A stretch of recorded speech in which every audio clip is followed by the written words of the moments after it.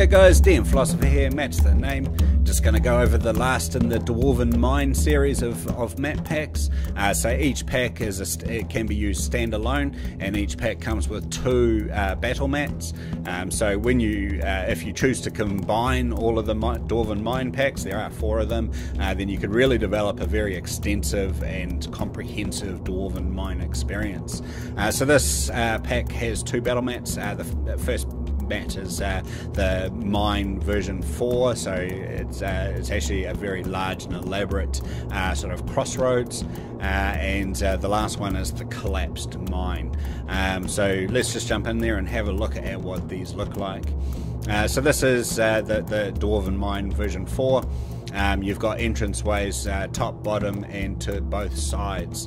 So this is a good map for really branching out and expanding the mine map, and really works well with the other packs as well, because you can put each sort of part of a different mine off to the side. So you can put Vision Pack 1 on Mine Pack 1 on that side, and Mine Pack 2 and Mine Pack 3 on that side, as well as each of the other packs having a secondary mat as well. So here we've got a crossroads.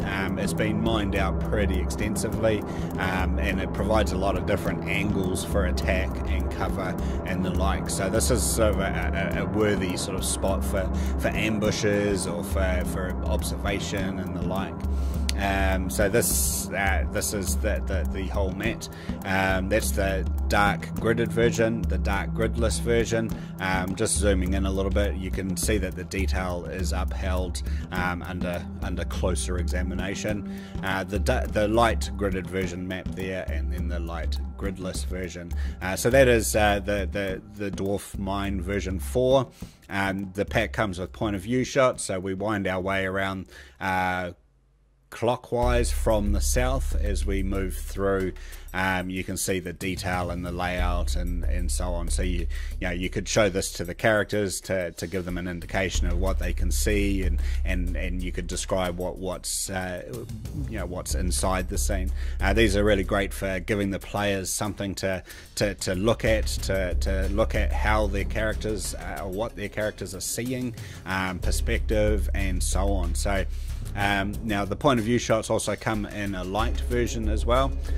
So my thinking was I'd provide day and light point of view shots to all of my packs, but particularly for this one, you could differentiate which handouts you give to different players based on whether they've got dark vision or not. So the characters with dark vision, suddenly the spaces aren't as foreboding and full of shadows. They can pierce those shadows because that's what their vision allows them to do. But with the characters, like humans and halflings and so on, who don't have dark vision, then they can be given the dark visions that are full of shadows and things that obscure. So that's Mine Pack 1, and that's it finishes up with a nice oblique sort of view of it all. And then we get to the second battle mat. This is quite an interesting one. So basically the mine has collapsed, and big sections of the floor have given away. So it makes for a very dangerous location.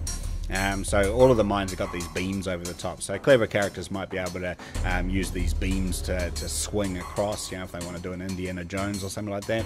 Excellent.